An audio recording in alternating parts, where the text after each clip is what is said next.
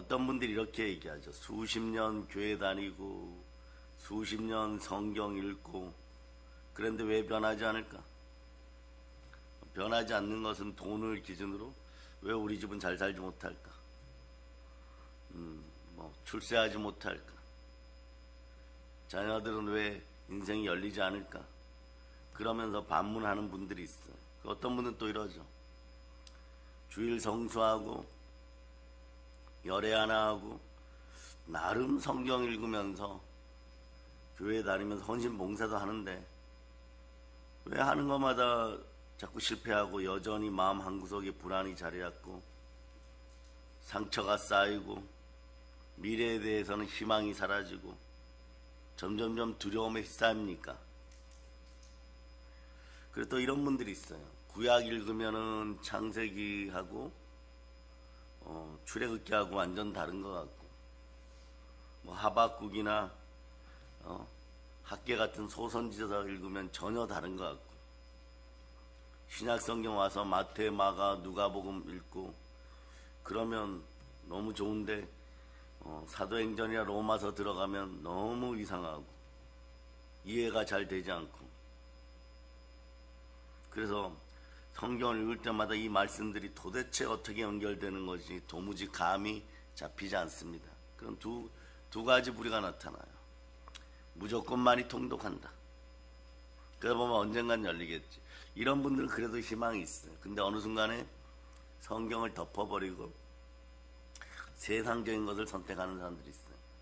이런 분들은 점점점 미끄럼틀에서 미끄러지듯이 점점점 말씀 앞에서 멀어집니다. 이런 표현도 쓰죠. 창세기는 창세기대로, 시편은 시편대로, 잠언은 교훈인지, 전도서는 인생을 비관하게 하는 것인지, 복음서는 복음서대로 따로 노는 같은 느낌을 받은 적들이 있다고 하는 거예요. 틀리지 않는 얘기예요, 여러분. 근데 오늘 여러분, 저는 성경 전체를 그냥 하나롭게 뚫는 복음 열쇠를 나눠볼까 합니다. 이것이 로마서에 있어요. 로마서 안에 열쇠가 많이 숨겨져 있습니다. 근데 순서대로 보겠습니다. 그래서 여러분, 이 열쇠를 손에 만약에 여러분이 가지게 되면 성경 전체가 마치 처음 읽는 책처럼 새롭게 열리기 시작합니다. 창세기를 보아도 답이 있어요. 출애굽기를 보아도 답이 있어요. 한번 레위기를 보아도 똑같은 답이 있어요. 흩어져서 퍼즐처럼 막 나눠졌던 말씀들이 하나의 선명한 그림으로 연결되기 시작합니다. 퍼즐 중에 그런 거 있죠. 한 조각조각 다 맞췄더니 나중에 예수님 얼굴이었더라.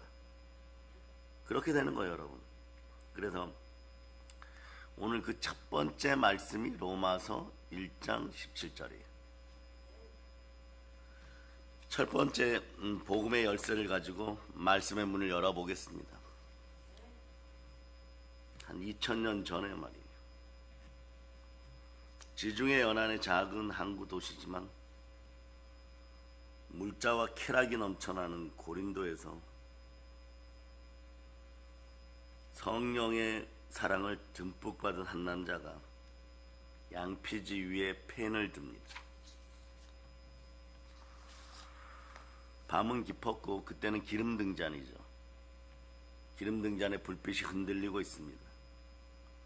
작은 방 안에서 그 남자는 깊은 묵상에 잠겨 있어요. 그분의 이름은 사도 바울입니다. 이 사람은 한때는 우리 그리스도인들을 잡아 가두던 박해자였고 핍박자였고 잔해자였습니다. 이제는 자신이 핍박하던 그 이름, 예수 이름을 위하여 온 세상에서 핍박받는 사도가 되어버렸습니다. 사도 바울은 창밖으로 희미하게 보이는 바다를 바라보면서 깊은 한숨을 내쉬었을 거예요. 파도 소리가 한숨을 삼켜버립니다. 이 소리가 마치 온 세상이 복된 소식을 기다리고 신음하는 소리처럼 들렸을 거예요, 여러분. 사도 바울이 편지를 보내려는 것은 로마입니다. 로마는 당시의 팍스 로마나예요, 여러분. 세계의 중심이고 권력의 중심이고 문명의 중심이고 문화의 중심이고 철학의 중심이고 욕망의 중심이고 돈의 중심이었고 거대한 도시였습니다. 로마는 단순한 도시가 아니었어요. 하나의 제국이었습니다. 지중해 모든 곳을 지배하는 초강대국의 심장이었습니다. 로마의 군대들은 세계 각국에 주둔해 있었고 로마의 법은 수많은 민족들을 하나로 묶었고 로마는 도로 문화의 1등이었습니다. 로마군의 도로들은 제국 구석구석을 연결하였고 그 도로 위로 군인들은 달렸고 상인들은 말을 몰았고 여행자들은 끊임없이 오고 가고 있었습니다.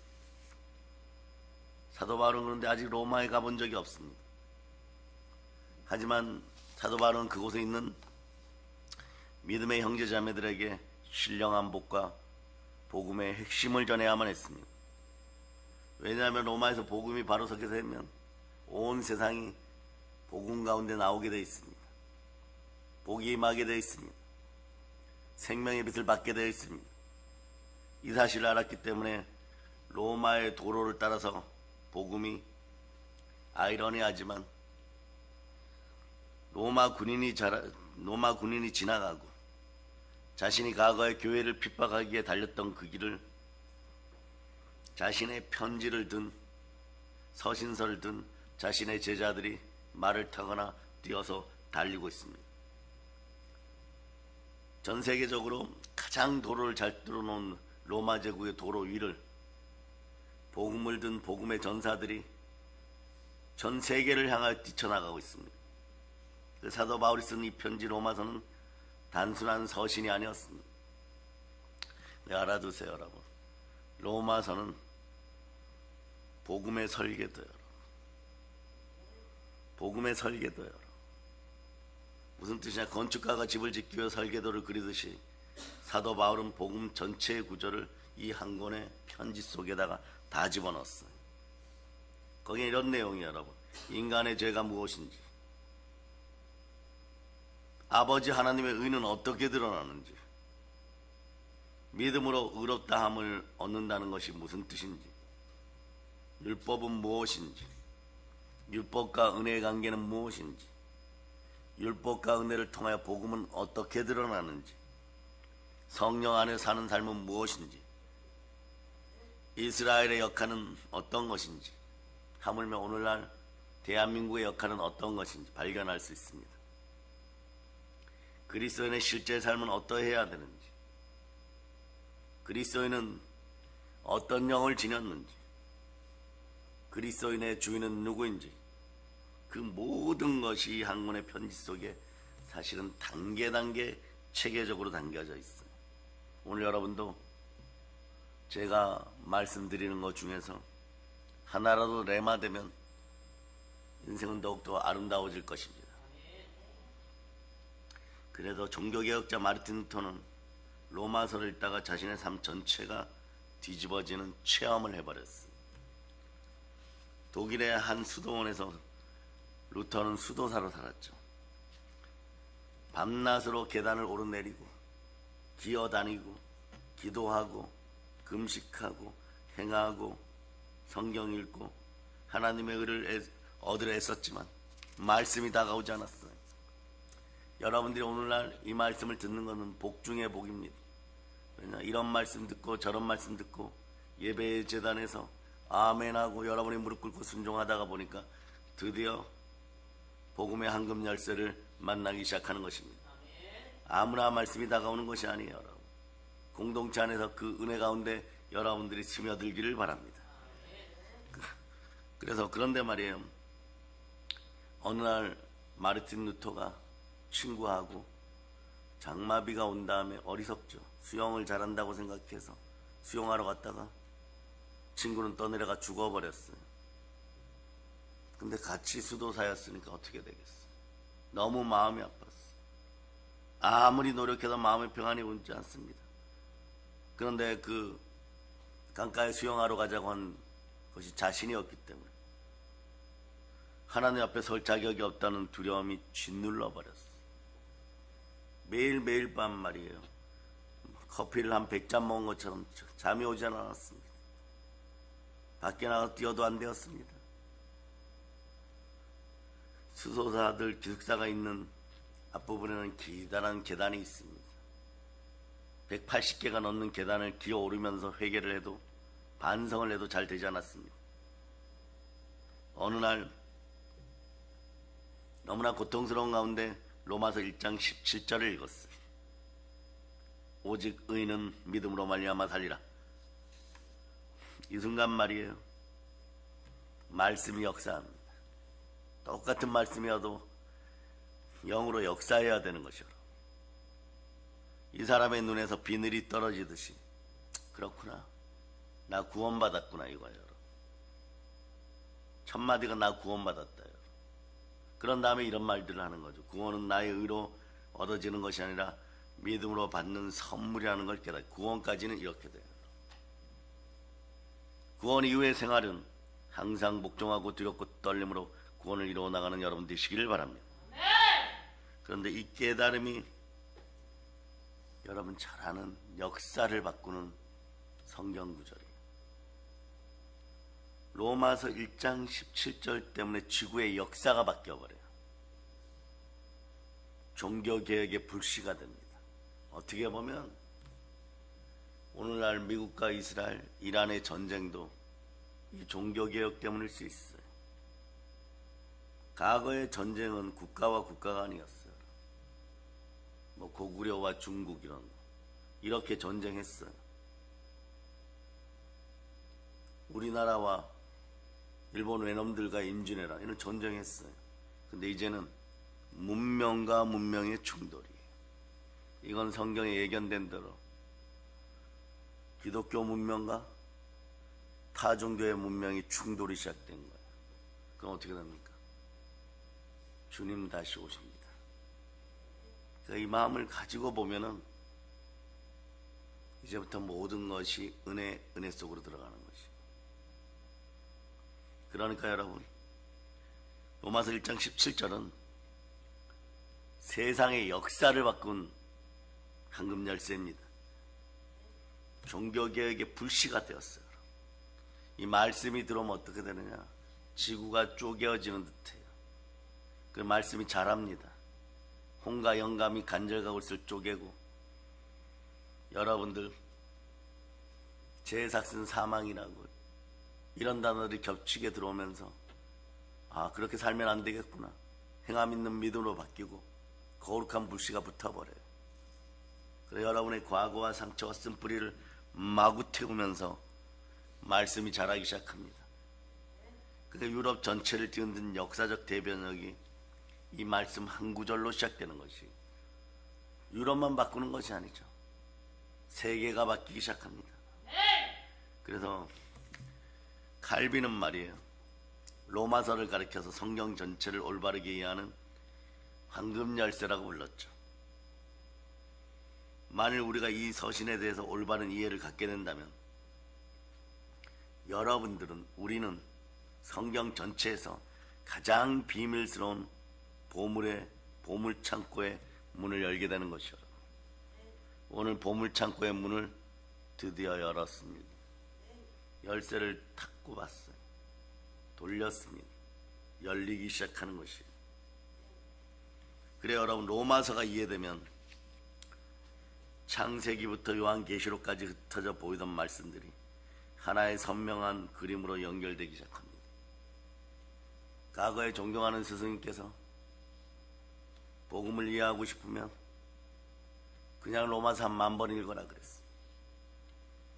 그때는 가슴이 답답했어요. 그런데 읽게 되더라고요. 순종하기 시작하니까 읽고 또 읽고 읽고 또 읽고 읽고 또 읽고 성경의 구겨진 부분까지 보이기 시작할 때 어느 날 여러분도 체험해 보세요. 창세기를 읽으니까 태초에 하나님이 천지를 창조하시는구나. 태초에 하나님이 천지를 창조하였다는 그 말씀이 얼마나 은혜가 되는지 창세기가 보이기 시작하고 출애굽기가 보이기 시작하고 하물며 그 어렸다는 요한계시록이 보이기 시작하고, 그럴 때 보면 말씀의 은혜 은총이 넘치기 시작해요. 창세기의 창조와 타락이 왜 중요한지, 출애굽기의 구원의 예표를 왜 드러내셨는지, 레위기의 제사가 왜 필요한지, 선지자들의 예언이 어디를 가리키고 있는지, 복음서는 왜 예수님이 오셔야 했는지, 이런 걸 알려주던 것이에요. 사도행전의 교회는 어떻게 탄생하였고, 드디어 요한계시록으로 가서 그 결말이 무엇인지, 모두가 하나인 것이, 처음부터 끝까지, 시작부터 마침으로, 알파와 오메가로, 예수 그리스도로. 그러니 첫 번째 열쇠를 좀 더 보려고 하면 앞부분을 보아야 되죠. 16절을 보면 내가 복음을 부끄러워하지 아니하노니 이 복음 모든 믿는 자에게 구원을 주시는 하나님의 능력이 됩니다. 사랑하는 여러분, 오늘 로마서 1장 16절 17절이 사실은 로마서 전체를 열어버리는 문이에요. 우리 로마서 8장을 그동안 암송했기 때문에 1장 지나고 2장 지나고 3장 지나고 7장 지나고 8장의 문을 벌컥 열었을 때는 여러분들 인생이 이미 수많은 문제점이 아니라 여러분들을 발전시키는 놀라운 은혜의 문으로 바뀌었다는 것을 여러분들이 성회 가운데 오늘 중으로라도 느낄 수 있을 것입니다. 사도 바울이 로마서 전체에서 말하고자 하는 핵심이 내가 복음을 부끄러워하지 아니하노니 이 복음 모든 믿는 자에게 구원을 주시는 하나님의 능력이 됩니다. 여기다가 과거에 보면 알약이라는 프로그램이 있죠. 바이러스 잡는 알약, 압축시켜 놓는 것이, 하늘로 압축시켜 놓는 것이. 근데 여기서 한 문장이 있어요. 부끄러워하지 않는다. 사도 바울은 왜 굳이 자신이 전도한 사람도 아니고 한 번도 만나지 않은 로마 교회 공동체 그분들에게 부끄러워하지 않는다고 말했을까요? 왜 이 표현이 꼭 필요했을까요? 사도 바울이 편지를 보내는 것이 로마 교회입니다. 로마였어요. 로마는 세계 최강의 군사력을 자랑하는 제국이었어요. 이곳 사람들은 힘을 숭배했습니다. 로마는 황금만능주의였어요. 칼의 힘, 권력의 힘, 돈의 힘, 육체의 힘, 우상의 힘, 철학의 힘을 믿었어. 로마의 거리에는 그들의 힘을 자랑하듯이 거대한 신전들이 즐비했습니다. 주피터, 비너스, 유피테르, 마르스, 아폴로. 근데 이미 과거의 설교를 통해 들으신 분들은 알지만 아폴로, 주피터 이런 자들은 뭡니까? 거대한 아나콘다의 영, 뱀의 영, 마귀의 영을 지닌 자들이고 우상의 극치라고 얘기했죠. 그 수많은 신들이, 수많은 동상들이 로마 거리에 가득해요, 여러분. 그게 이런 데 갔다가 머리 아프다는 분들도 있죠. 그리고 그 당시에 로마인들은 황제를 신으로 선포하고 살아있는 신으로 섬깁니다. 인간 폐역의 극치예요, 여러분. 그래서 이 사람들에게 신이라는 것이 힘이고 영광이고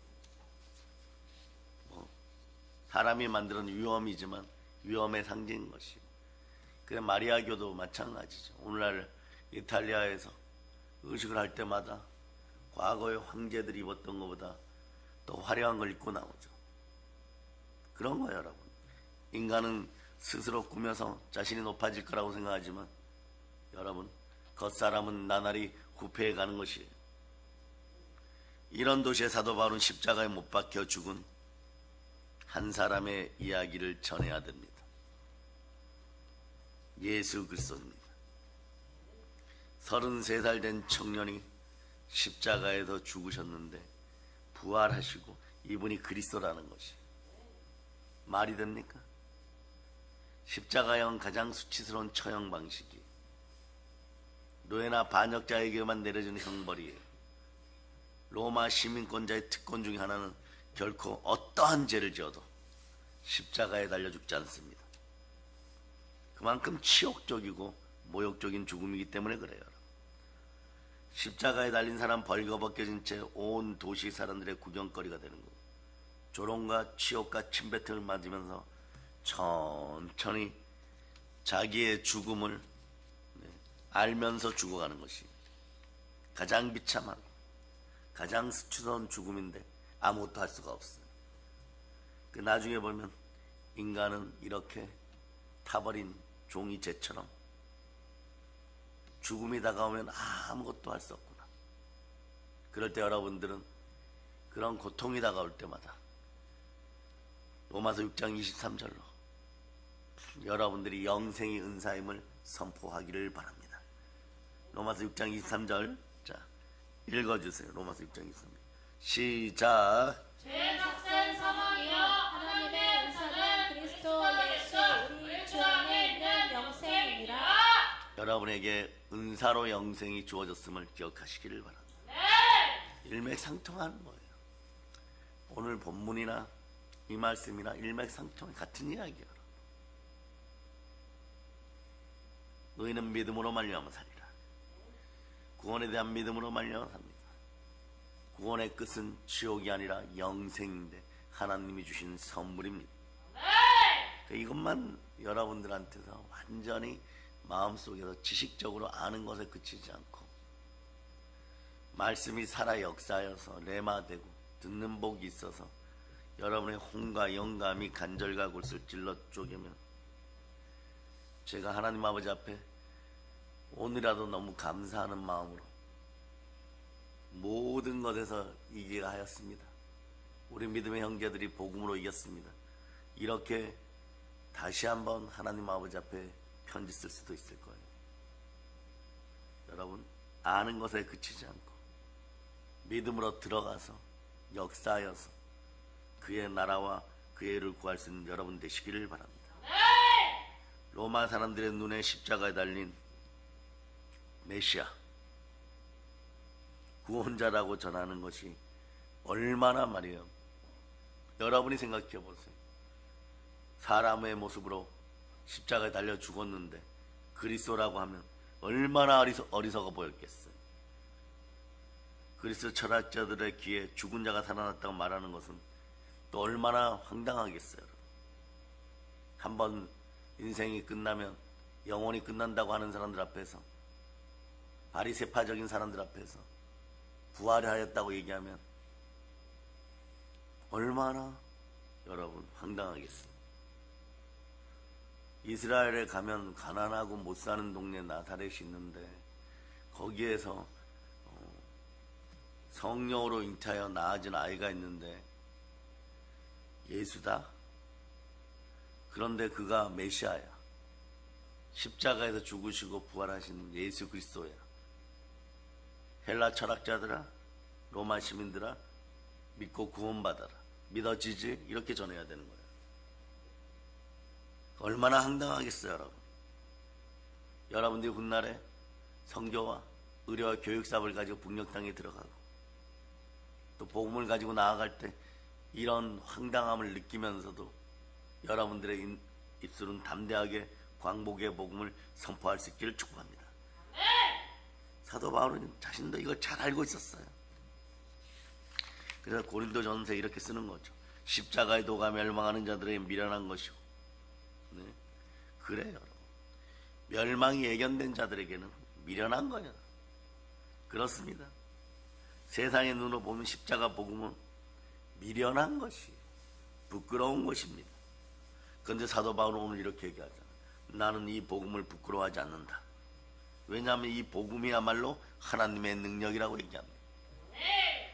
이걸 계속해서 사도 바울도 증명했지만 오늘 마르틴 루터나 칼빈 같은 분도, 특히 앞으로 여러분들도 이 능력을 가졌음을 아시기를 바랍니다. 사랑하는 여러분, 이 능력이라는 단어의 원래 뜻을 아십니까? 이건 원어로 두나미스, 오늘날 우리가 쓰는 다이나마이트란 말이 여기서 나왔어요. 폭발적인 힘을 지닌다는 거죠. 표현할 수 있는 게 이거밖에 없어요. 핵폭탄, 수소폭탄보다 더 큰 역사가 일어납니다. 사도 바울은 복음을 폭발적인 힘에 비유하는 것이요. 로마의 군대가 가진 힘은 사람을 죽이는 힘이니 로마의 칼은 생명을 빼앗아요. 로마의 권력은 사람을 압제하고 억압합니다. 마찬가지. 여러분이 들어가려고 하는 북녘 땅에도 공산주의는 우리 믿음의 형제들의 목에 칼과 총을 겨눌 것입니다. 그런데 여러분 기억하세요. 복음의 파워는 다릅니다. 복음의 힘은 다릅니다. 지금 미국과 이란 전쟁에서 절대 물러나지 말아야 될 이유 중에 하나가 만약에 물러나면 이란에 있는 기독교인 200만 명은 죽은 목숨인 것입니다. 베트남의 보트피플처럼 탈출하지 않는 이상 죽은 목숨이에요. 우리는 이런 전력들이 있습니다. 과거 6.25 전쟁 때 왕실 호위대, 호랑이의 힘을 지녔다고 했던 에티오피아의 왕실 호위대가 와서 전쟁 끝나고 돌아가니까 그 나라가 공산주의가 됐어. 내리는 순간부터 총알바지로 사형당하는 거예요. 그래서 최근까지 3분 살아계셨는데 한국 기독교와 이 나라가 그래도 그동안 감사했습니다. 인사를 전했죠. 마찬가지 여러분, 문명과 문명이 충돌할 때는 기억하시기 바랍니다. 느부갓네살 왕이 다니엘에 있던 남유다를 완전 멸하는 것처럼 완전 멸하게 돼 있어요. 아유, 사람들이 그럴까요? 그때 가서 여러분들은 나는 그리스도인입니다, 이 한마디 할 수 있었던 것이 그때가 행복이었구나. 그 한마디를 지키기 위해서 어쩌면 죽어가야 되는 것이고, 그 한마디를 지키기 위해서 십자가를 짊어져야 되는 것이고, 주기철 목사님은 10계명의 2번째 계명이 레마되는 순간에 6번 고문을 당하고 순교했던 것입니다. 말씀은 그런 거예요. 끝까지 고난 속에서도 말씀을 버리지 않는 것이 축복입니다. 그래서 복음의 힘은 사람을 살리는 힘이 있는 것이, 영생이 힘이 있는 것이, 하나님의 은사로 선물로 영생을 값없이 받았어요. 그러나 그 가격은 어떤 가격이냐? 제삭슨 사망이라고 하는데 사망의 값을 지불하고 남음이 있는 역사인 거예요. 사망을 이기고 부활하게 되니까 복음의 힘은 사망을 이기고 남음이 있는 값임을 여러분이 아시기를 바랍니다. 그러니 여러분, 그리스도인으로 끝까지 저 천국에 들어가기를 바랍니다. 여러분들은 믿지는 장사가 아님을 선포하시기를 바랍니다. 죄에 묶인 영혼을 풀어주고 죽어가던 생명을 일으키고 절망을 희망으로 바꾸고 절망 속에 빠진 마음에 절대 희망을 심어주는 여러분들은 크리스찬입니다. 복음은 사람의 내면을 근본적으로 변하시, 이것이 무서워요. 복음의 보혈이 철철철 흘러넘치면 복음은 끝까지 갑니다. 여러분들이 머리카락 속에 숨겨놓은 죄든, 엉덩이 꼬리뼈에 숨겨놓은 죄든, 발 뒤꿈치에 숨겨놓은 못된 쾌락이든 다 잡아내게 돼 있습니다. 돌같이 굳은 마음을 어린이 엉덩이 살들처럼 부드러운 마음으로 바꿔줍니다.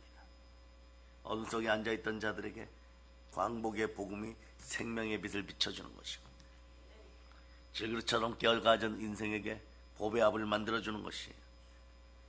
죽음의 그늘에 앉아있는 그 사람에게, 그 사람의 발에게 복음의 신을 씻기고 평강의 길, 평화의 길로, 공의로운 길로 인도하여서 여기까지 나오게 합니다. 예수님 사랑합니다. 여기까지 나올 때까지 보혈은 멈추지 않아요. 왜냐? 보혈을 따라 그리스도의 영 성령께서 움직이시니 성령 그리스도의 영인지라 다른 것에 전혀 관심이 없어요. 오로지 예수 그리스도가 여러분 안에서 드러날 수 있도록 준비하는 것입니다. 사랑이 여러분의 삶 앞에는 지금 어떤 힘이 작용하고 있습니까? 세상이 말하는 돈의 권력, 쥐, 인맥, 명예, 쾌락을 향한 가짜 권력, 이런 힘만을 의지하고 여러분 살아가고 있습니까? 다 내려놓을 걸 예수 피로 선포합니다.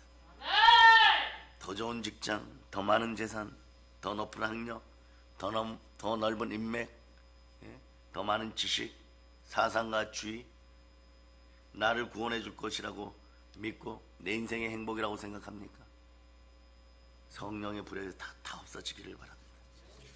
그냥 구조가 여러분 성령 하나님 인도하는 복음의 구조가 되기를 바랍니다. 그렇다고 말입니다. 세상의 모든 것이 나쁘다는 것이 아니에요.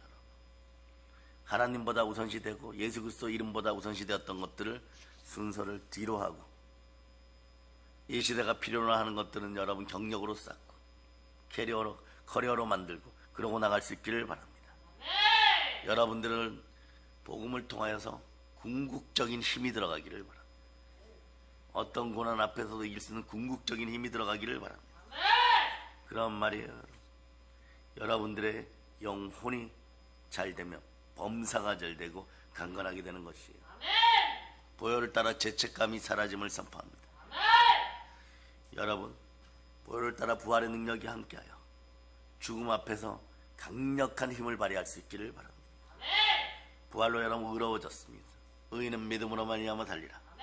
그래서 로마서의 첫 번째 열쇠가 있는 것이에요. 복음 자체가 하나님의 능력이다. 복음이 진리이다. 진리가 예수 그리스도시다. 예수 그리스도가 복이다. 예수 그리스도가 머리 되신 곳이 교회다. 로마 교회 너희들 자체가 복이니라. 황제에서 복을 구하지 말고, 돈에서 복을 구하지 말고, 권력자들 앞에서 비굴하게 복을 구하지 말고, 너희가 복이니라. 로마 교회 여러분이 복입니다. 교회가 복입니다. 그런데 그리스도 영으로 인도함 받는 하나님의 자녀들이요, 너희가 그리스도인이지 않느냐. 그리스도인 자체가 복입니다. 이렇게 알려줘요. 그러니까 창세기 5장 2절에서도 얘기하는 그 내용을 수천 년을 지나서 바울이 한 줄로 정리해버리는 거예요. 복음은 그런 거예요. 그냥 한 줄로 정리되는 것이에요.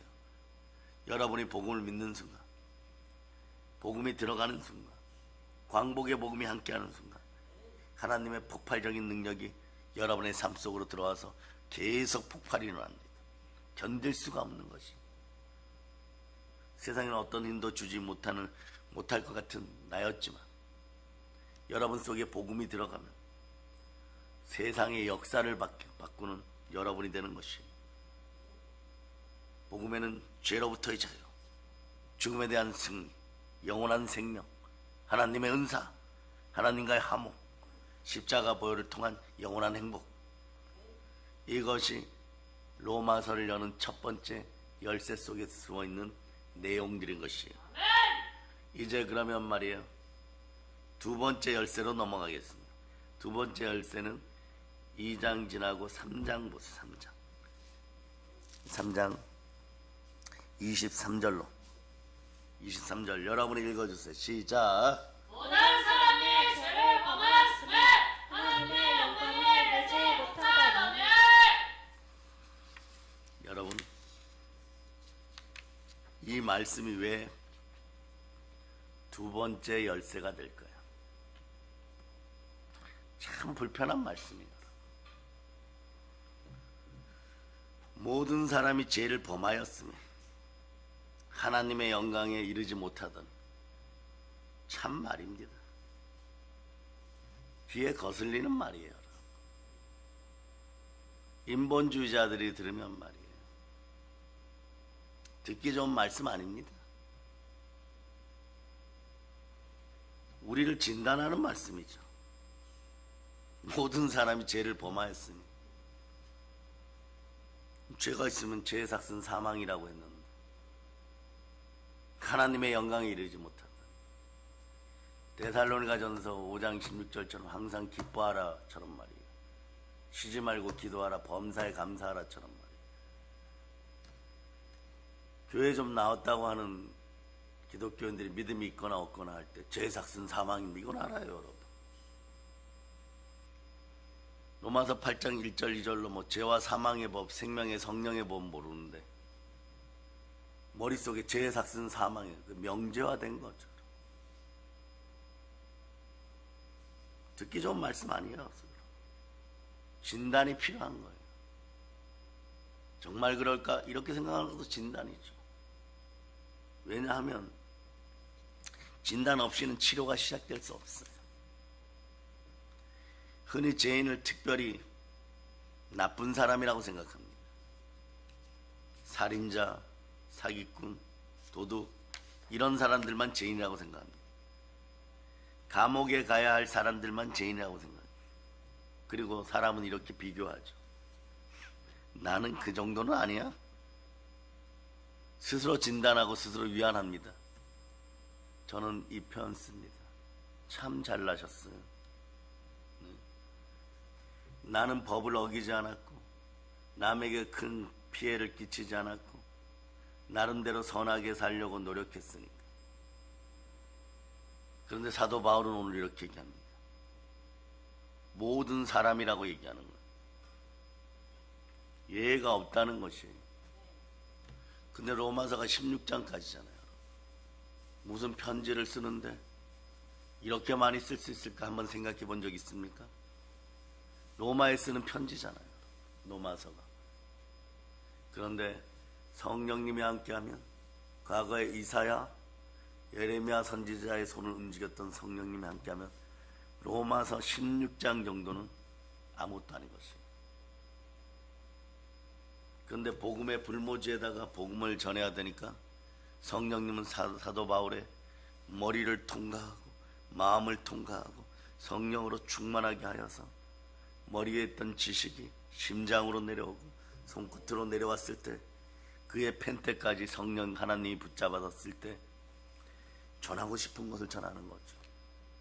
그래서 이 시대 말씀을 준비하는 설교자도 설교를 또 통하여서 성령 하나님께 설득되는 거예요. 저도 그래 설득되는 거죠.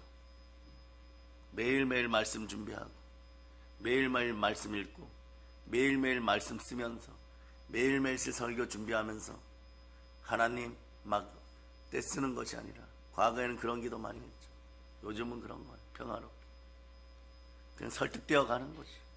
어제도 설득되었고 그저께도 설득되었고 그러다 보니까 하루하루가 영생의 은사 속에 불같은 은혜 가운데 있게 되는 것이에요. 여러분도 여러분이 하나님을 설득하려고 하지 말고 여러분의 지식으로 하나님을 설득하려고 하지 말고 신령한 복을 받아서 하나님 말씀 가운데 설득되어지는 여러분 되시기를 축복합니다. 그 사도 바울은 말이에요. 저는 이 구절을 보면서 이렇게 얘기했어요. 모든 사람이 죄를 범하였으면 기가 막히다. 이 한 문장으로 이 한 문장이 이 시대 한국 기독교인들에게 어마무시한 은혜이구나. 어마무시한 성경의 지식이구나. 사도 바울이 모든 사람이라고 말하잖아요. 예가 없어요. 근데 예가 없다는 건 뭐냐? 여러분들에게 이것이 부정적인 의미로 올 때는 아유 또 나보고 죄인이래 이러는데 그걸 넘어서서 긍정 마인드로 넘어가고 축복으로 넘어가면 여러분도 모든 사람 속에 들어있잖아요. 여러분도 모든 사람 속에 들어있어요. 에베소서 2장 1절 같은 말씀을 더하여 만나면 죄와 허물로 죽었던 우리를 살렸으니 여러분도 모든 사람 속에 들어있잖아요. 그리고 이런 죄 저런 죄 뭐 살인죄 사기꾼 도둑죄 뭐 이런 것들 말이에요. 이런 것도 요한일서 1장 7절로 만나면 모든 죄가 사라졌다고 하잖아요. 모든 사람에게 모든 죄가 모든 종류의 죄가 이것이 This is 복음이다. 이것이 복음이다 여러분. 그래서 요한일서 1장 7절로 여러분이 한번 읽어보시기 바랍니다.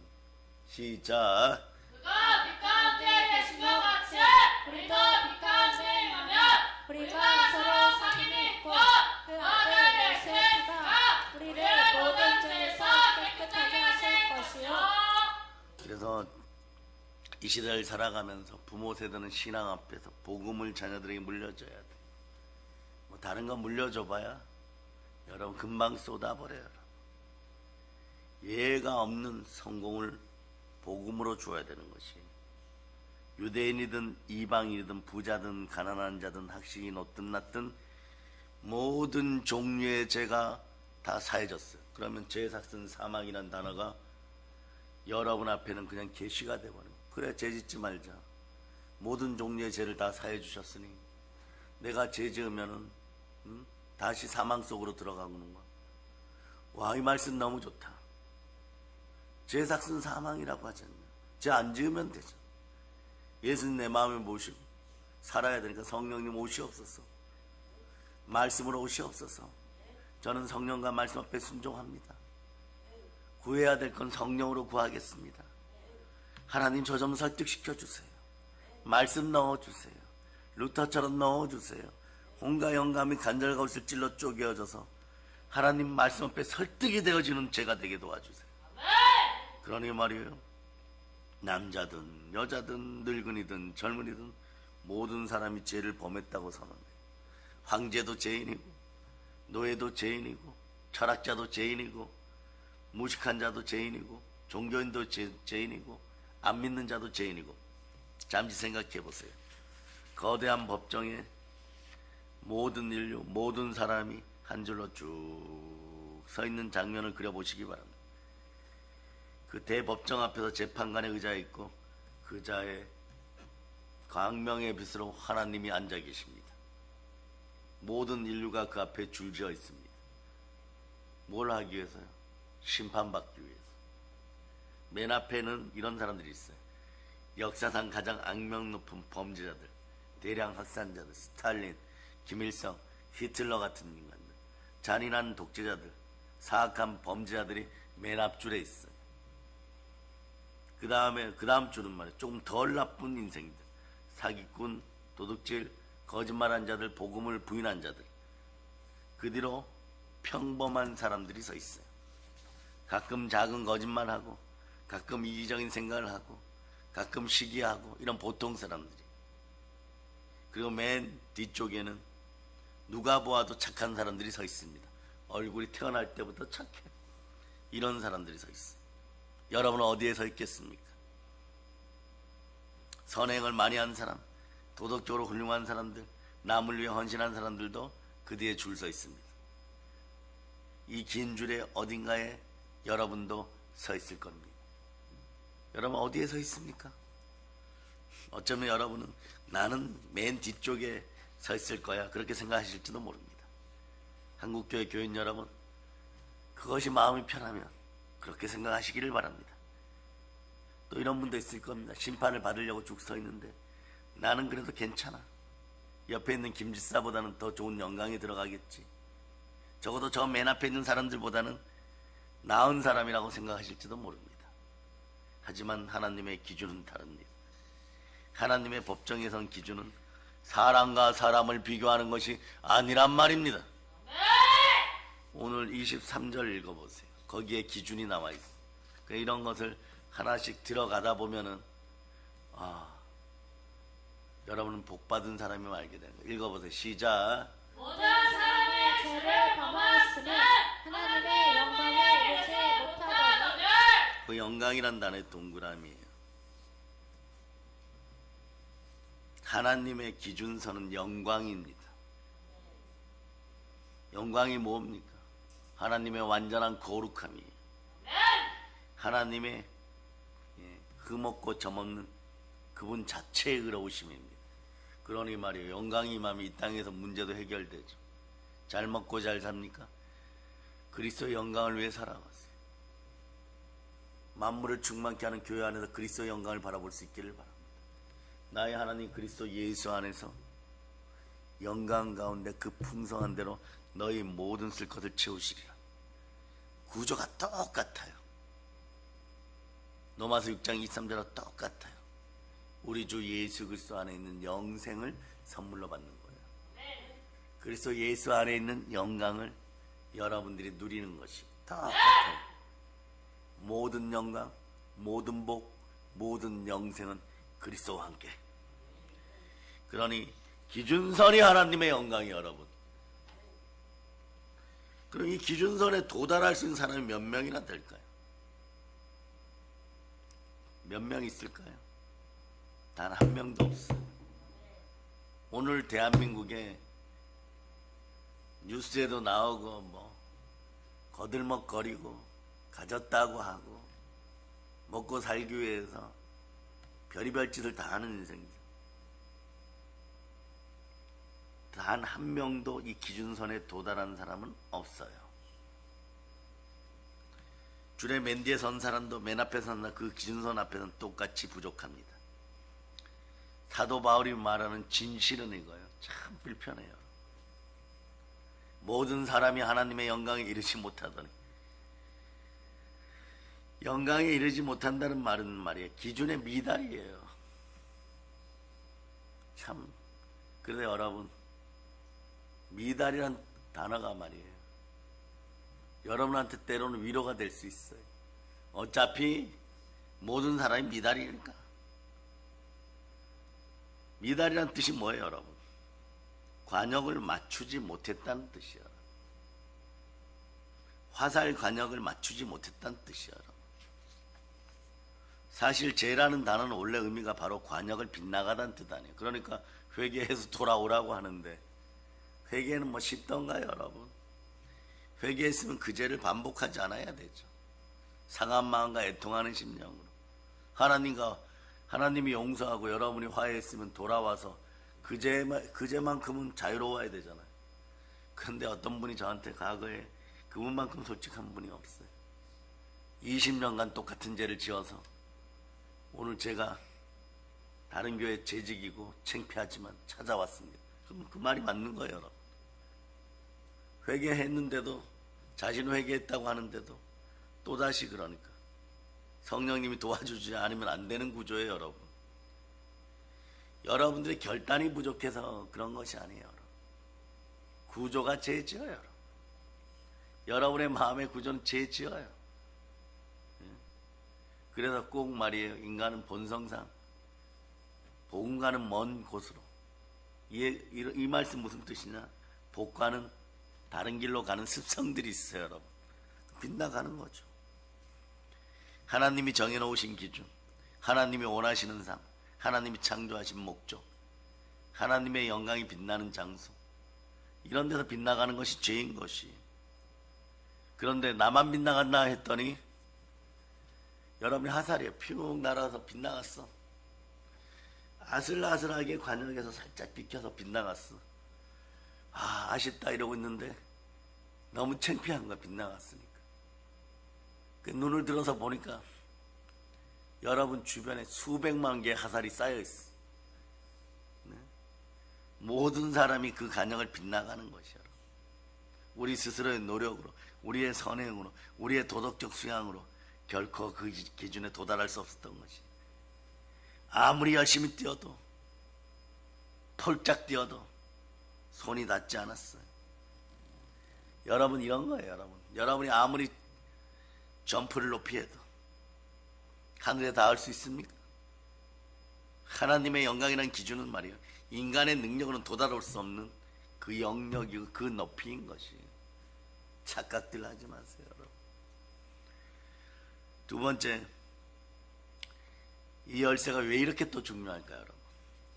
이것을 깨달아야 하지만 세 번째 열쇠의 가치를 알 수 있어요. 병에 걸렸다는 것을 인정해야 의사를 찾아갑니다. 아이들이 그래요. 어제까지도 이럽니다. 목사님, 저 감기 안 걸렸어요. 그래 농구해도 되죠? 이랬는데 오늘 새벽에 머리가 아파서 못 나온다는 그런 아이들이 있는 거예요. 어른들도 마찬가지. 아유, 다른 사람이 독감 걸려도 저는 안 걸립니다 이랬는데 힘이 들어요. 근데 아플 때 어떻게 하느냐?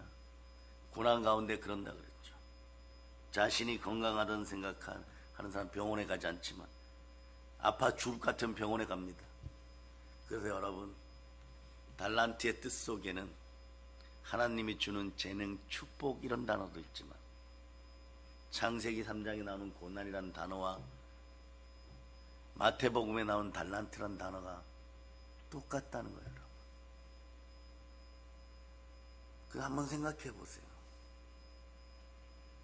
많은 사람들이 고난 가운데 있을 때 하나님 아버지 앞에 버림받은 것 같고 내어 쫓긴 것 같고, 그렇죠. 모세도 내어 쫓기고 아브라함도 떠나고 다윗도 내어 쫓기고 한나도 내어 쫓기고 요셉도 내어 쫓기고 다니엘은 아예 붙잡혀가고, 그런데 달란트와 재능이 빛나면서 어떠한 일을 했을 때 5달란트 했을 때 하나님이 칭찬하시고 그의 상에서 먹게 하고, 같은 상에서 먹는다는 것은 여러분들이 사실은 성경을 보면 아들이 되었다는 것이.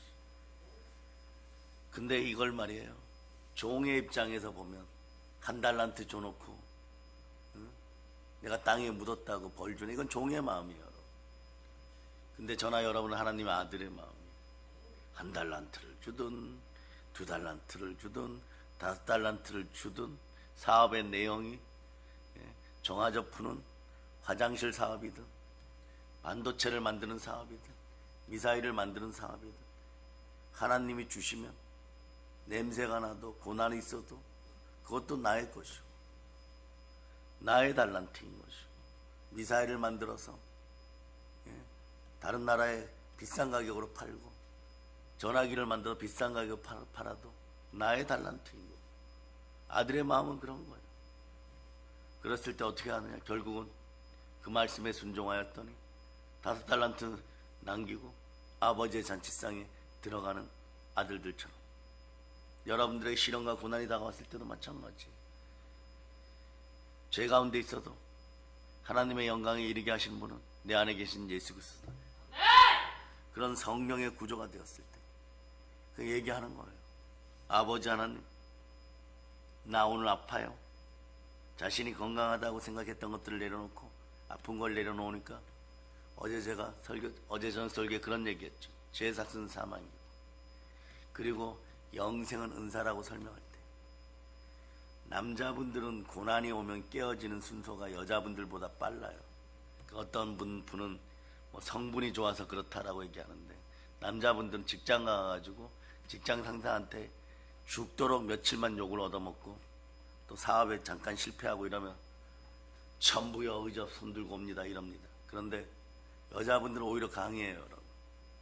그냥 세상 앞에 살아가다가 회개가 잘 안 돼요. 관역을 빗나가는데 잘 바꿔지지 않아요. 그게 본질상 구조라는 것이에요. 본질상 구조가 되면 어떻게 되느냐, 가족이나 핏줄, 자녀나 이런 데 문제가 생기면 그때 깨어져요, 여러분. 이게 좀 달라요, 여러분. 그러니까 앞에서 뭐 넘어지고 자빠지고 원인을 제공했던 남편은 회개하고 벌써 그 자리를 달려가려고 준비하는데, 이거 잘 들으시기 바랍니다. 아내 되는 분은 말이에요, 그때부터 시작이에요. 막 어둠이 올라오고 찢겨져 나가고, 내가 20년 30년을 주일 성수하고 열애 하나 하고 헌신 봉사하고 성경 읽고 교회에서 도시락 만들어갖고 전도하자 갈 때 내가 제일 앞장섰는데 이제 어쩌란 말입니까? 나이 들고 지금 이러고 있는데 어쩌란 말입니까? 회개가 안 되어주는 구조예요. 그런데 언제 구조가 되느냐, 모성애가 발동되는 순간에, 그 순간에 아버지 잘못했습니다 이렇게 돼버려요. 그러니 이런 상황에서 말이에요, 자신이 의롭다고 생각하는데 어떻게 회개가 되겠어요? 근데 자신이 건강하다고 생각하는 사람 병원에 가지 않으니까 하나님이 달란트를 주는 거예요. 근데 그 달란트 성분 속에 종의 마음으로 봤을 때는 무엇을 먹을까 무엇을 마실까 5달란트 가지고, 뭐 과거에 1달란트가 3억이라 그랬으니까 15억 받아가지고 30억 만들어서 칭찬받고 런닝 개런티 받아갖고 잘 먹고 잘 살고 감사합니다 이러는 건 말이에요. 종의 마음이에요. 그런데 아담과 하와가 고난 가운데 있을 때 최초의 복음을 주고 온시 복음을 주고 여자의 후손들이 와서 마귀의 머리를 밟을 것이라 했던 그 속에, 그 창세기 3장에 있는 이 고난이라는 단어는 뭐냐, 우리를 발전시키는 고난인 거죠. 하나님께로 돌아오는 고난이죠. 이런 은혜가 여러분 속에 있기를 바랍니다. 그러니 여러분들의 인생은 축복도 시련도 고난도 다 축복이 되는 아들의 달란트가 주어진 거예요. 여러분들은 하나님의 영으로 인도받는 하나님의 아들들인 것이에요. 여러분들은 종의 달란트를 쓰는 것이 아니라 아들의 달란트를 쓸 수 있기를 바랍니다. 이것이 모든 사람이 죄를 지었으나 하나님의 영광에 이르지 못하였으나 예수 피로 구원받은 여러분들은 모든 영광 가운데 들어가는 거예요. 그 모든 자가 들어갈 때는 항상이란 단어를 기억하라고 그랬죠. 모든 단어가 들어갈 때 임마누엘이 형성되는 것이에요. 이 복을 받으시기를 바랍니다. 그러니 말이에요, 죄인이라는 것을 우리가 인정할 때 그리스도가 필요합니다. 자신이 의롭다고 생각하는 사람은 구원을 구하지 않습니다. 예수님께서 이 땅에 계실 때 이런 말씀을 했어요. 건강한 자에게는 의원이 있을 때 없고 병든 자라게 했을 때 있느니라. 나는 의인을 부르러 온 것이 아니라 죄인을 부르러 왔노라. 자신이 건강하다고 생각하는 사람, 자신이 의롭다고 여기는 사람에게는 예수님이 필요 없습니다. 하지만 자신이 병들었음을 아는 사람, 자신이 죄인임을 인정하는 사람에게는 예수님은 생명의 근원이 되는 것이에요. 로마서에서 두 번째 열쇠는 바로 이것입니다. 모든 인간은 예외 없이 죄인이라는 냉엄한 진단인 것이에요. 이 진단이 정말 불편한 진단이에요. 불편하게 느끼셨습니까? 하지만 진단을 받아들일 때 비로소 은혜의 문이 열리는 것이, 어둠을 인정해야 빛을 갈망합니다. 배고픔을 인정해야 밥을 찾고 빵을 찾습니다. 죄를 인정해야 그리스도를 찾는 것이에요. 그래서 여러분, 맛배기로 세 번째 열쇠를 알려드립니다. 로마서 5장 8절이에요. 로마서 5장 8절. 로마서 5장 8절. 자, 읽어주세요. 시작. 우리가 아직 죄인 되었을 때 그리스도께서 우리를 위하여 죽으심으로 하나님께서 우리에 대한 자기의 사랑을 확증하셨느니라. 이제 여러분이 어디까지 왔느냐? 콘크리트 이렇게 치고 기초 놓았어요. 그리고 여기에다가 이제 대리석으로 올릴 것인지 다른 벽돌로 올릴 것인지 이제 한 장 놓았어요. 여기서 보면, 다시 말씀을 천천히 보면, 우리가 아직 죄인 되었을 때, 여기서 아직이란 단어가 보이십니까? 이 한 단어가 인간 세상의 모든 사랑과 하나님의 사랑을 구별해 줍니다. 낮 시간에는 이걸 집중적으로 다뤄줄 거예요. 나도 사랑이 있는데, 근데 왜 하나님은 그걸 나에게 큰 감동으로 안 주시지? 이런 분들에게 답이 될 거예요. 인간 세상의 사랑은 뭐예요? 조건부 사랑인 것이. 우리는 사랑받을 만한 사람을 사랑합니다. 조건이 되는 사람만 사랑하는 거예요. 예쁘고 능력 있고 가지고 엄친하면 사랑하고, 능력이 있으면 사랑하고, 나한테 잘해주면 사랑하고, 착하면 사랑하고, 돈 좀 있으면 사랑하고, 성공하면 사랑하고, TV에 나오면 사랑하고, 이러는, 내 기대에 부응되면, 내 기대에 적합하면 사랑한다라고 얘기하는 것이. 그러다가 상대방이 변하면, 내 기대에 어긋나면 사랑도 식어버립니다. 이런 것은 여러분 팬덤이라 그러죠. 어쩌면 우리도 팬덤 같은 사랑을 하고 있었어. 우리가 악망하던 그 연예인이 쓰러지거나 작은 일로 넘어지면 사랑이 식어버리는. 그런데 그리스도의 사랑은 포에버입니다. 영광 가운데 영원한 거예요. 그러니 여러분이나 저나 이렇게 해도 넘어지고 저렇게 해도 넘어져도, 그런데도 일어나면 예수님 앞에 계시면서 손을 붙잡아 주시면서 나를 사랑하느냐 이렇게 물어요. 그 사랑 속에서 오늘도 여러분 은혜를 누리시다가, 이미 여러분들은 오늘 열쇠들이 들어가기 시작했기 때문에 인생이 바뀌었어요. 그 낮 시간에도 그 사랑 속에서 충만히 누리시다가 성령으로 폭발적인 은혜를 끝까지 누리실 수 있기를 예수 그리스도는 축복합니다. 보혈로 칩니다. 자, 하나님께 영광의 막 돌리겠습니다.